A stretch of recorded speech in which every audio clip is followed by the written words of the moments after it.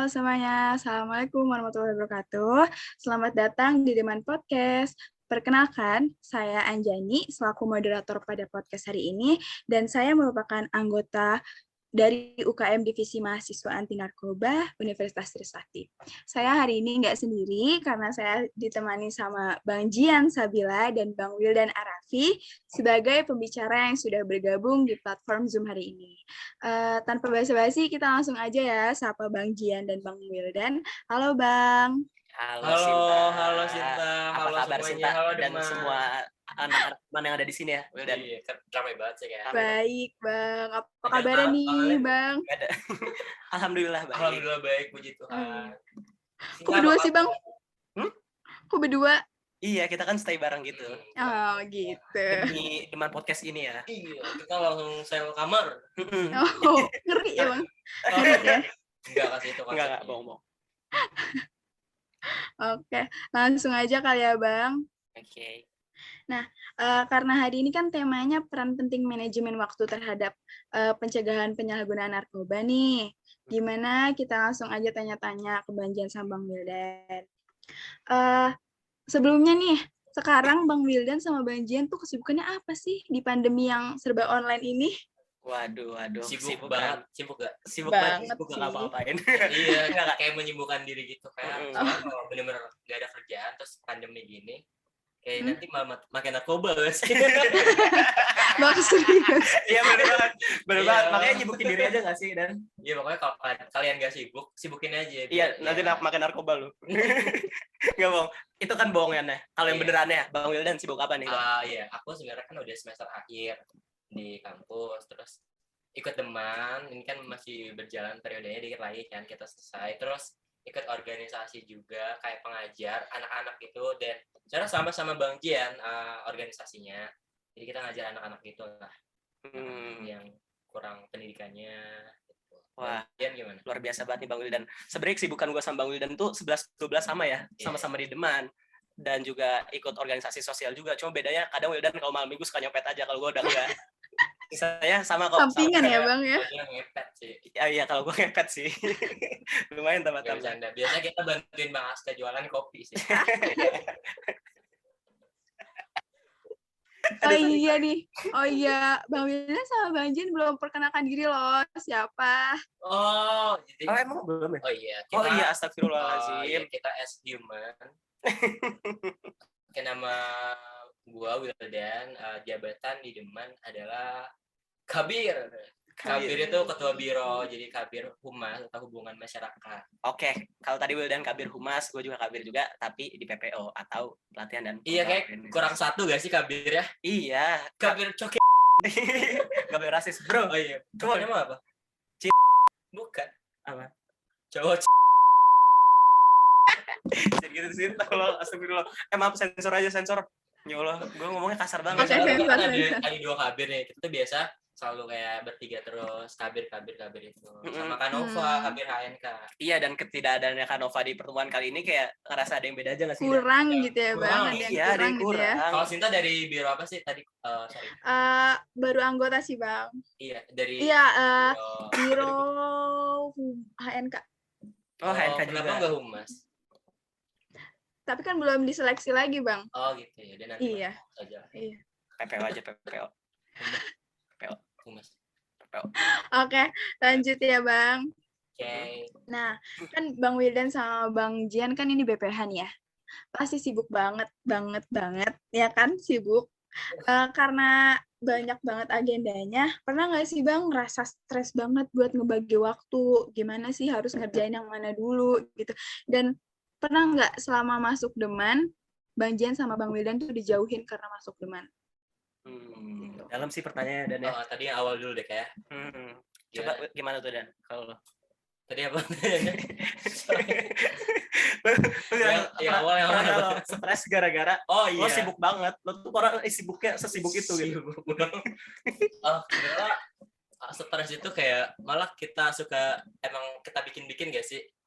Bener Soalnya banget. kayak makanan Ngeribetin sendiri gitu ya. karena emang kebanyakan kegiatan, tapi di satu sisi itu cuman kayak apa ya, gimmick doang, kayak ya udah gue stres kayak caper sih hitungannya. Nah kita biasa ngilangin stres itu ya biasa nih kita ngobrol gue sama Bang Jia atau Kanova biasa saling ngeluh-ngeluhan itu makanya saling ngeluh-ngeluhan nggak ada solusi ya udah akhirnya ya udah gitu Iya. ngeluh gitu kan Iya. iya sih Karena pada ujungnya setiap kegiatan yang kita lakukan berulang-ulang apapun itu, bahkan yang kayak nggak ada effort sama sekali, nggak capek sama sekali, kalau kita lakuin terus-menerus, jadi stres nggak sih? stres Iya, jadi apapun kegiatannya walaupun kita sibuk gitu, gimana kita nyikapin aja nggak sih, Dan? benar setelah stres itu pilihan sih That's lu mau it. stres atau enggak gitu Iya sih, kalau kita sih kayak gitu. Dan untungnya kita sering sharing gitu ya, Dan ya. iya soalnya kalian cuma butuh orang aja buat berbagi stres itu Bener banget. Sharing itu butuh sih ya Bang emang.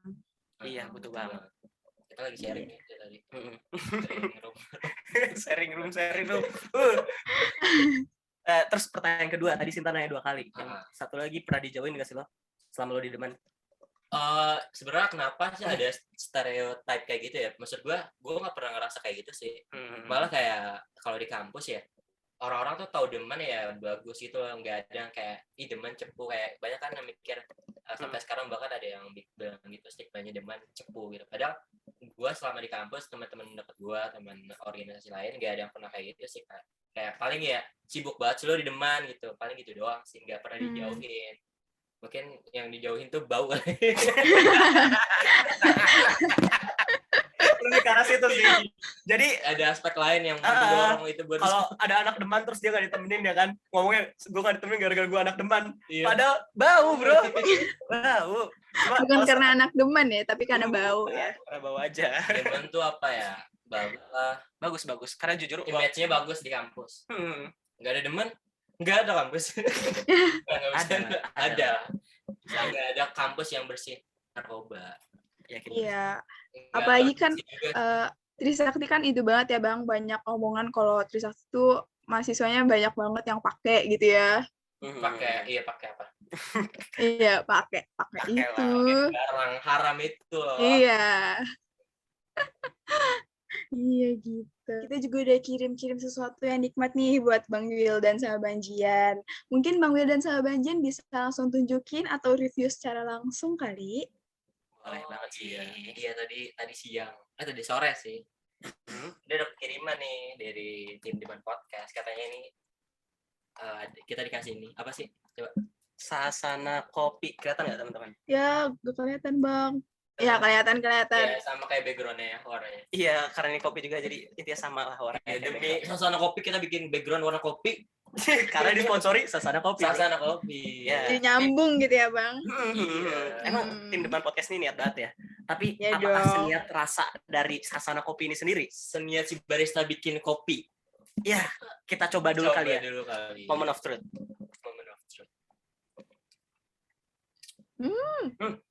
Kacau bro. Kacau. Enak sih. Enak banget ya Bang ya. Iya, jadi kayak ini Robusta sih.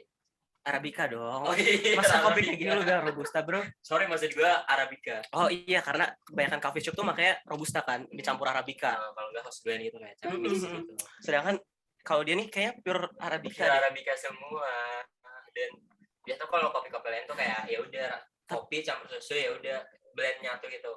Kopinya kayak nggak ada rasa kopi. Tapi ini harusnya mahal gak sih bro? Iya mahal. Harganya berapa bro?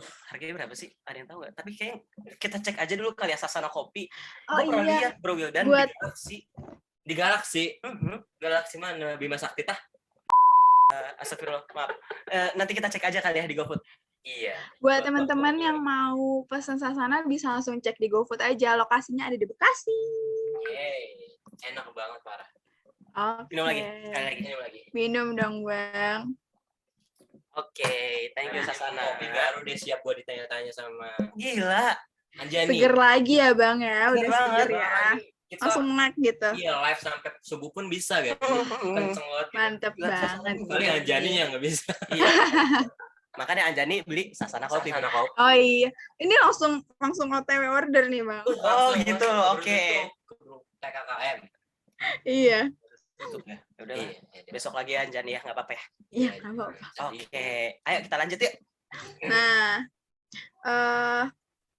ini kan tadi udah ngomongin gimana sih cara ngebagi waktunya Bang Wildan. Nah, sekarang mau nanya lagi, ala-ala Bang Wildan sama Bang Jan gimana sih ngebagi waktu tuh? Oke.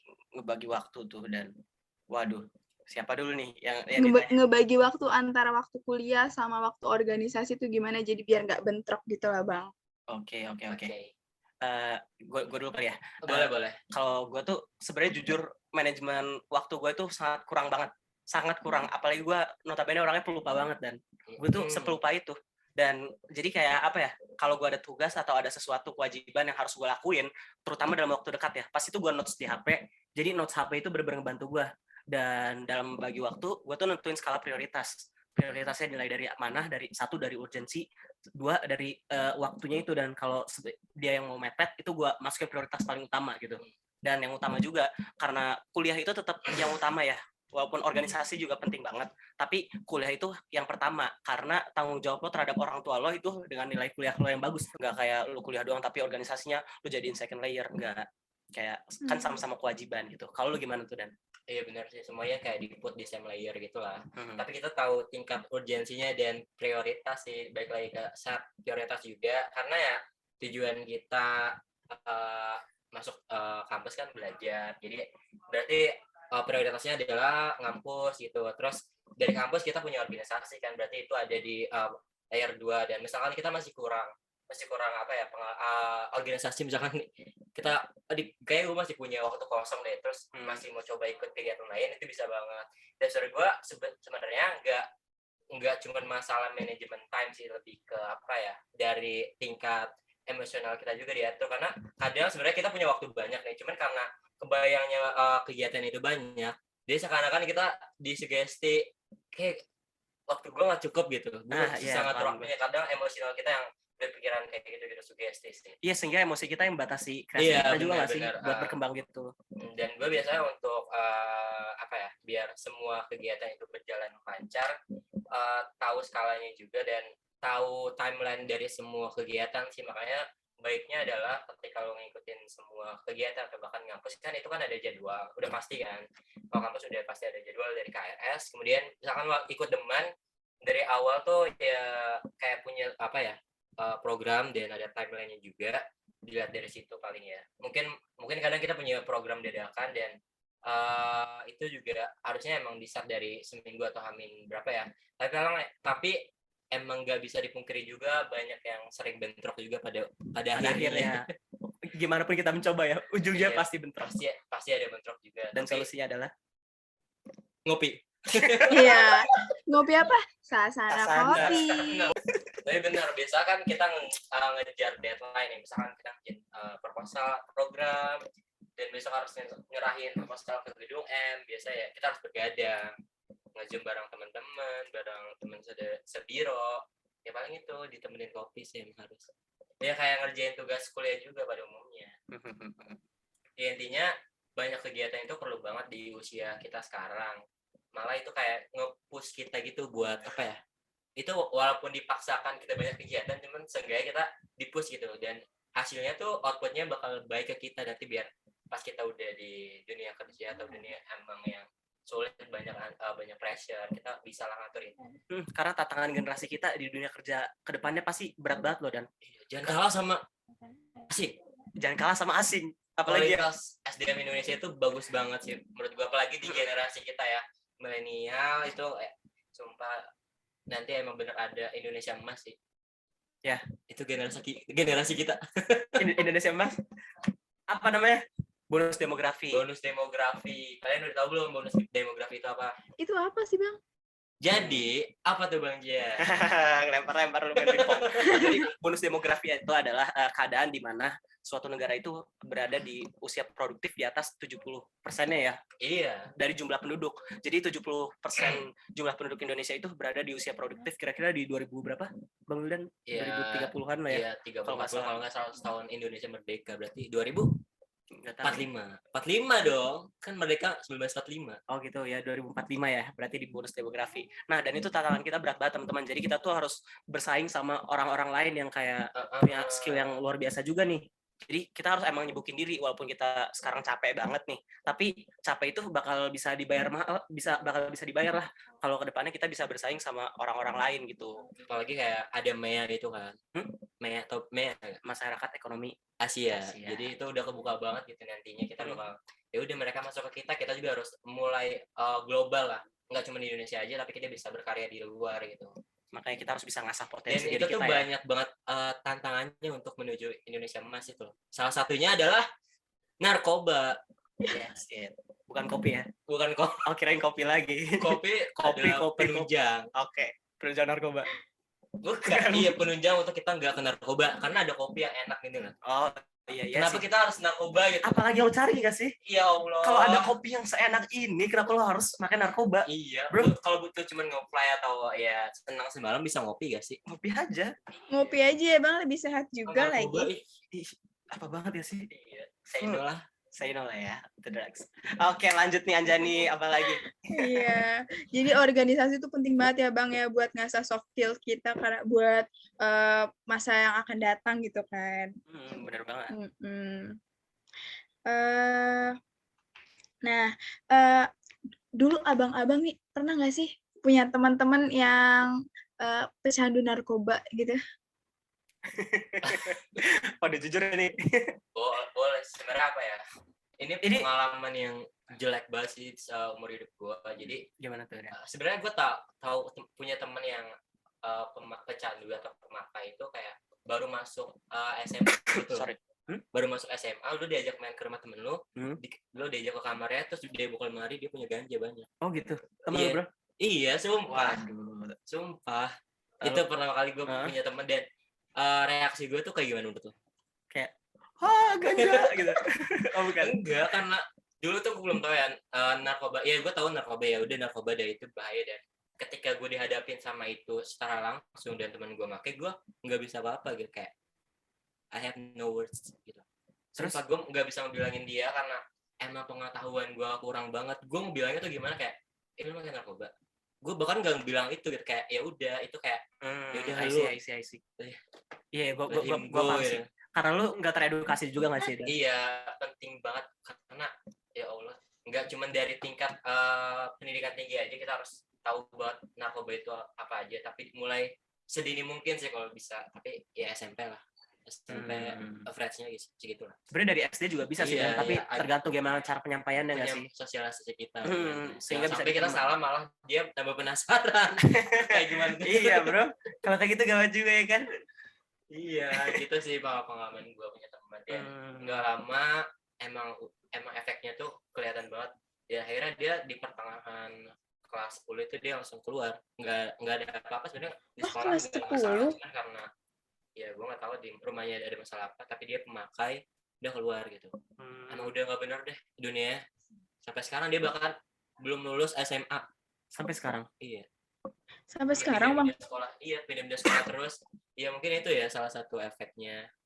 Iya sih. Dia juga nggak fokus gitu loh. Tapi secara personal dia orangnya baik lah ke teman. Iya. Cuman kalau udah urusan narkoba kan ya udahlah. You do you. Tapi mungkin karena ada hal sesuatu kali ya Bang ya yang dia ngedesak buat pakai narkoba mungkin ya. Tapi sekarang ya kayak kabar baiknya dia kayak mungkin udah berubah sih. Gue juga belum ketemu dia lagi. Yang gue tahu dia lagi usaha bikin apa gitu, punya usaha lah intinya. Tapi bisa sih bro, lu risk lagi maksudnya orangnya, lu follow up gimana keadaannya gitu. Maksud gue kalau dia sukses ya lu temenin lagi, tapi kalau terpuruk ya udah tinggal. Tapi dia orangnya bener-bener baik gitu. Oh gitu, sebaik itu. Iya. Kayak gimana sih lu punya teman baik, terus dia makin narkoba, terus dia lu pukul anjir lo, jojo lo, nggak mungkin kan? Nggak mungkin. Iya karena narkobanya nggak kita kan, dia pun nggak ngajak gitu. Gue udah respect banget dia kayak udah, balik lagi. Tapi emang karena di situ gue nggak tahu tentang apa ya efek yang sebenarnya dari narkoba, jadi makanya ya udah sebatas itu doang pengetahuan gue tentang bahaya narkoba. Kalau dari Bang Jian gimana? Kayak banyak banget. Tapi cerita Bang Wildan tuh udah cukup menginspirasi kita semua sih. Iya. Itu udah cukup banget nih buat jadi pelajaran untuk kita semua ya, untuk menjauhi narkoba karena itu sebahaya itu teman-teman. Bahaya banget teman-teman. Teman-teman kalau bisa jauhin ya narkoba tuh nggak bagus banget. Pokoknya bisa ngerusak hidup ya Bang ya. Iya. Rusak hidup lo bro. Rusak. Ngapain narkoba kalau Ya ada Allah, ada apa? kopi. Kopi. Sasana udah bohong. Suasana kopi. Tapi emang kita suka ngopi sih. Ya, daripada nyabu. Nyabu itu maksudnya nyarap bubur kan, Bang? Bubur. Dia nyarapnya Iya. pakai kopi maksudnya gitu loh. Iya, Kopinya Kopi suasana kopi. Astagfirullah. Ayo Sasana bayar yang banyak ya. Tambahin lagi. Iya, gimana sih? Anjani juga harus dikirim nanti. Oke, lanjut Cinta. Sorry lagi nih. Oke. Gimana sih Bang? Menurut Bang Abang nih ya, Deman ini udah efektif belum sih buat mengurangi penyalahgunaan narkoba di kampus kita? Kan secara kan ya kampus Trisakti itu lumayan lah katanya banyak yang konsumsi narkoba gitu. Gimana tuh menurut lo ya? Kalau menurut gua dari yang kita lakukan selama ini efektif sih harusnya, karena dengan adanya kita sebagai warning buat mereka itu seenggaknya ya di lingkup kampus aja dulu gitu. Jadi karena mungkin ada Deman di Trisakti dan juga ada penyalahguna, dan penyalahguna ini merasa di sana ada warning karena dia merasa salah melakukan itu, jadi mungkin dia seenggaknya mengurangi ya. Dia pasti kampus tidak melakukan itu karena takut ada Deman, bahkan ada TPPN juga kan yang tingkat kampus gitu. Jadi harusnya efektif ya buat mengurangi penyalahgunaan di kampus. Tapi untuk di luar nggak bisa dipungkiri sih.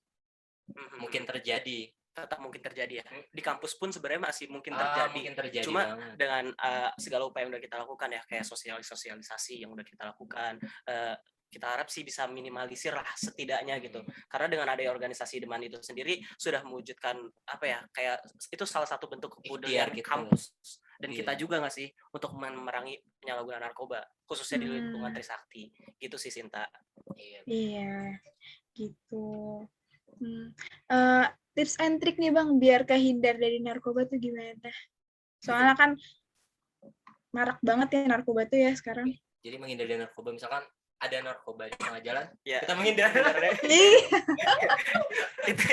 Jauh-jauhin gitu ya Bang, geser badan aja gitu ya. Ini seriusnya gimana seriusnya? Gak bisa serius gue enggak, tapi ini serius. Kalau ini penting banget ya, ini pesan gue aja sih. Kalau dari gue ya, narkoba itu menurut gue faktor paling besar itu lingkungan. Menurut gue, dan walaupun mungkin kalau misalkan dia punya latar belakang lain selain lingkungan, kayak masalah keluarga atau apapun itu gitu, tapi yang paling besar itu faktor lingkungan. Karena di luar misalkan dia punya masalah keluarga atau broken home atau apapun itu, dia tetap bisa make bro. Contohnya kayak Bang Yeri kan sering sharing ke kita kan, dia dari keluarga yang baik, punya dan segala macam, tapi dia tetap bisa terjerumus karena lingkungannya gitu.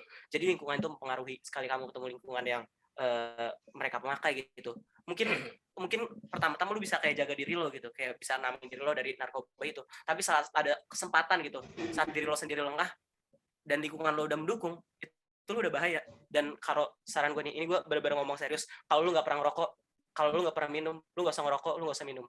Percaya sama gue, karena kecanduan ya Bang. Karena pintu gerbang pertama menurut gue dalam penyalahgunaan narkoba itu lu ngerokok ataupun lu minum alkohol. Karena saat lu minum alkohol atau merokok, lu bakal tahu rasanya high itu kayak gimana, lu naik gimana, lu mabok gimana. Dan saat lu udah merasakan hal itu, lu bakal mikir, kalau gue makan narkoba tanpa mabok pun, gue tanpa minum banyak pun gue bisa mabok gitu. Paham gak sih lo? Dan bisa. Jadi menurut gue baik buat lo anak muda yang gak pernah nyoba ngerokok ataupun minum-minum, lu jangan pernah coba. Karena itu pintu gerbang pertama menurut gue. Tuh teman-teman. Kalau menurut gue pribadi, oke, benar, itu lingkungan memang faktor utama, tapi selain itu adalah sebenarnya self defense kita sendiri sih.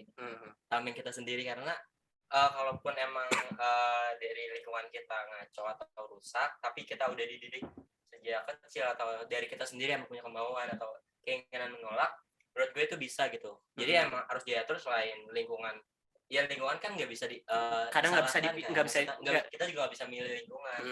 Terkadang emang di situ ada sesuatu yang baik dan kita ambil baiknya, tapi yang buruknya bisa kita tinggalkan gitu. Yes. Sebenarnya kita tinggal ngatur aja sih batas keinginan kita untuk masuk ke sana. Jangan sampai salah satunya contohnya gue kan kayak nggak merokok, walaupun lingkungan gue secara garis besar ada orang-orang merokok. Maksud lo gue? Iya, jainnya ngerokok kan. Dan gue bukan perokok, walaupun setiap hari dia ngerokok di samping gue, tapi karena gue punya self defense dan gue punya pikiran ngapain sih ngerokok, dan nggak punya rasa penasaran sama sekali buat ngerokok, ya itu terjadi gitu. Gue nggak pernah coba ngerokok, walaupun banyak orang bilang rokok tuh enak gitu. Iya gak sih? Enak kan? Kalau nggak enak lu nggak mungkin nggak mungkin kan, nggak mungkin berhenti, nggak mungkin terus. Iya, jadi selain faktor lingkungan, tapi faktor lingkungan bisa cegah sama Self defense law kita.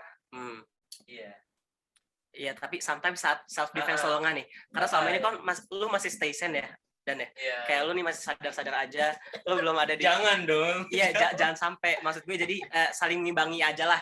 Kalau emang misalkan nih, jadi ini kita jadi contoh sebuah kasus, kalau semisal lu udah ada di lingkungan yang salah, dan selama ini lu bisa bertahan di lingkungan itu atas dasar self defense lo, tapi saat self defense lo lengah, lu bisa kayak manipulasi gitu lah, dan jadi lu jauhi lingkungan itu gitu, karena saat lo lengah, lu udah gak bisa namain diri lo lagi, dan lu terjun di lingkungan itu, udah kacau gak sih? Kacau. Jadi maksud gue, lu udah tau lah beberapa faktor-faktor yang bisa menjerumuskan lo. Saat salah satunya udah gak bisa lu tahan, ya lu jauhin gitu. Iya, selain ya, makanya tadi bilang di lingkungan orang-orang yang ngaco, lu punya self defense, tapi lu punya kegiatan lain juga lah, seenggaknya untuk menyimbangi gitu. Jadi ketika lu udah udah mentok atau stuck di pikiran lo, atau dengan rutinitas keseharian, dan lu punya kegiatan yang isinya orangnya baik, pikirannya luas, ya overall mereka adalah orang-orang baik, dan lu masuk aja ke situ gitu. Jangan ketika lu dalam keadaan yang stuck dan stres itu lu malah larinya ke yang lain ya. Iya, larinya kurang baik. Itu bakal terjadi lah, terjerumus. Ya, intinya sekali lagi, lu harus bisa memosisikan diri lo di antara orang-orang yang positif ya, Dan ya. Tapi nggak bisa pungkiri, kita punya lingkungan yang baik, kita juga punya lingkungan yang nggak baik. Iya sih, itu kayak life balance banget gak sih? Iya, makanya kayak seimbang gitu gak sih? Kita harus mengalami semuanya lah kalau bisa selama hidup di dunia. Bohong. Ya gimana Sinta? Oke, kayak gitu sih kalau menurut kita. Jadi membentengi diri itu memang penting banget ya Bang ya. Iya. Dengan kopi. Sasana habis ngirim 1 truk. Iya, maksud gue kopi itu adalah alternatif lah. Itu penolong banget sih. Iya, oke. Tapi nggak kopi doang, mungkin lu punya sesuatu yang disuka. Misalkan apa? Sasana. Oke, Bang. Ini kita ada sertifikat nih buat pembicara hari ini. Wow. Dapat sertifikat, bro. Iya. Kaura, boleh ditampilin sertifikatnya? Buat kopi. Ya, kopi mulu. Mana nih?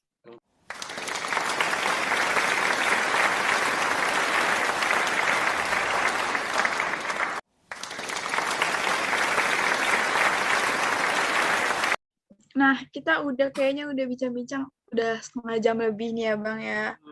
Nggak kerasa. 10 menit ya? Iya, rasanya kayak baru 10 menit. Karena ngomongin kopi, Bang. Jadi cepet banget gitu. Kenceng lah ya.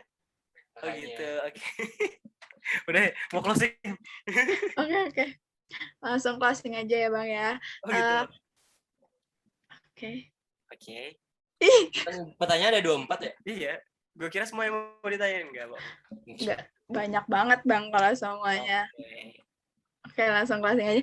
Nggak kerasa banget nih ya, Bang. Kita udah setengah jam lebih ngobrol-ngobrol sama Bang dan sama Bang Jian. Makasih juga buat Bang Jian sama Bang Wildan udah nyempetin waktu untuk hadir dan ngisi Deman Podcast hari ini. Udah ngeramein. Iya. Dan makasih juga sama Kak Sasana Kopi yang udah mendukung Deman Podcast hari ini. Kopinya? Boleh dong Bang diminum lagi. Bang, ngapain sih orang narkoba? Kalau ada Sasana. Iya. Kalau mau kopi yang fresh, ya Sasana Kopi. Gila. Abis ini lu direkrut sih jadi barista. Oke, jangan lupa nih untuk teman-teman like, komen, dan subscribe channel Deman Trisakti sama Instagram Deman Trisakti biar teman-teman nggak ketinggalan event yang akan datang. Oh iya, teman-teman juga boleh nih komen untuk episode selanjutnya tuh kita bahas apa gitu. Susah. Bahas politik itu gak sih? Enggak seru. Oke, sekian dari saya selaku moderator. Mohon maaf apabila ada salah-salah kata ya Bang ya. Nggak ada sih, kayak kita ya. Kayak kita sih yang banyak salahnya. Yang ada potong aja. Ya untuk editor sensor atau potong aja ya kalimat kita yang nggak berkenan gitu.